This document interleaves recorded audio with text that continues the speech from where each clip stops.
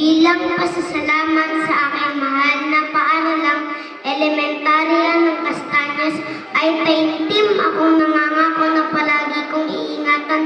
ang kanyang magandang pangalan